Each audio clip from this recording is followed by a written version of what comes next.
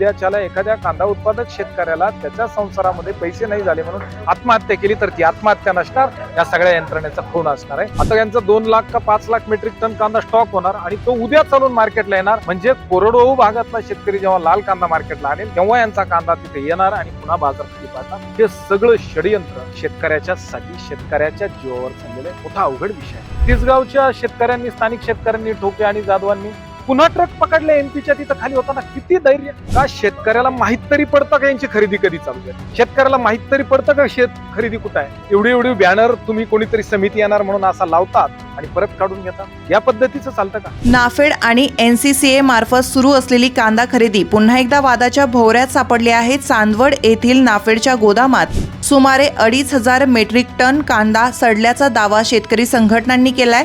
तसेच मध्य प्रदेशातून निकृष्ट दर्जाचा कांदा आणून त्याची खरेदी करण्यात आल्याने स्थानिक शेतकऱ्यांवर अन्याय झाल्याचा आरोपही करण्यात आलाय. शेतकरी नेते गणेश निंबाळकर यांनी रात्रीच्या वेळी परराज्यातील कांदा गोदामात उतरवला जात असल्याचा आरोप केला आहे. तर संतोष नवले यांनी या प्रकरणाची तातडीने चौकशी न झाल्यास दिल्लीतील जंतर मंतर येथे शेतकरी आंदोलन छेडण्याचा इशारा दिलाय. दरम्यान संदीप जाधव यांनी नाफेडच्या खरेदी धोरणामुळे लाल कांद्याचे दर घसरल्याचा आरोप करत गोदामात साठवलेला कांदा निकृष्ट दर्जाचा असून मोठ्या प्रमाणात सडल्याचा दावा केलाय. या आरोपांमुळे नाफेडच्या कांदा खरेदी प्रक्रियेची सखोल चौकशी करण्याची मागणी शेतकरी संघटनांकडून करण्यात येते.